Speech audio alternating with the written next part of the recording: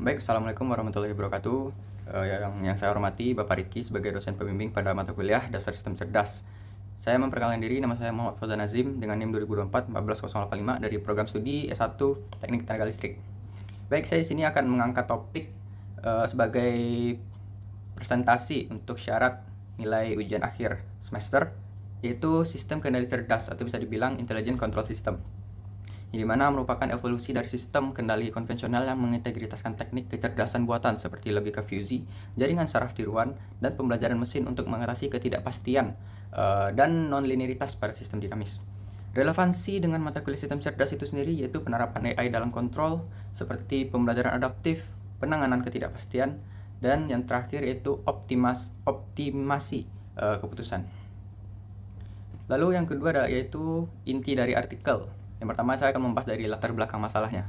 Yang pertama yaitu sistem pengisian daya nirkabel dinamis kendaraan ke kendaraan yang menghadapi tantangan misalignment atau ketidaksejajaran koil induktif yang menyebabkan kehilangan energi yang signifikan, penurunan efisiensi transfer daya, kesulitan dalam tracking referensi arus.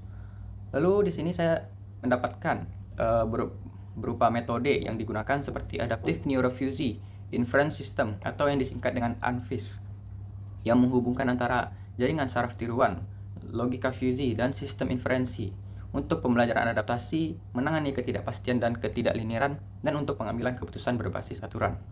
Lalu yang selanjutnya yaitu arsitektur kontrol. Yang pertama yaitu output, yang dimana output itu berfungsi untuk status misalignment lateral, arus system, dan duty cycle PWM. Yang kedua yaitu prosesnya yaitu fusi inference dengan pembelajaran neural network. Yang ketiga yaitu output dengan sinyal kontrol PWM yang optimal. Untuk hasil dari penelitian, perbandingannya dengan Fuzzy Logic Controller atau FLC konvensional. Yang pertama, respon, yaitu dari ANFIS itu sendiri 40% lebih cepat, tracking akurasi, peningkatan presisi hingga 35%, dan stabilitas, performa semblase transmisi antar level misalignment, dan adaptivitas mampu menyesuaikan parameter secara real time. Keunggulan utamanya itu mengatasi non-linear, robust terhadap gangguan eksternal, dan tidak memerlukan model matematis yang presisi. Yang ketiga, saya masuk ke keterkaitan dengan mata kuliah, di mana konsep dasar sistem cerdas yang diterapkan yaitu yang pertama logika fusi, fusifikasi input yaitu dari CRISP ke fusi. Yang kedua ada rule based yaitu if THN rules, dan yang ketiga diffusifikasi yang dimana itu kebalikan dari fusifikasi yaitu dari fusi ke CRISP, menangani ketidakpastian linguistik. Yang kedua yaitu pada jaringan saraf tiruan, pembelajaran supervised backpropagation untuk optimasi, fungsi aktivitas nonlinear, dan adaptasi bobot berbasis error.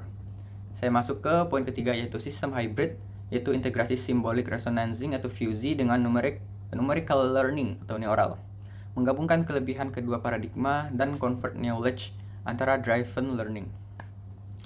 Saya masuk poin keempat yaitu pembelajaran adaptif, online learning capability yaitu real-time parameter adjustment, feedback loop untuk improvement continue, dan hubungannya dengan topik mata kuliah lain seperti machine learning, supervised learning, optimasi untuk minimalisi fungsi error, lalu teori kontrol, dan computational intelligence yaitu soft computing techniques. Kritik dan saran, kompleksi komputasi ANFIS memerlukan resource komputasi yang lebih tinggi dibanding FLC. Interpretabilitas yaitu fusi meningkat, sistem menjadi kurang transparan, dan validasi terbatas.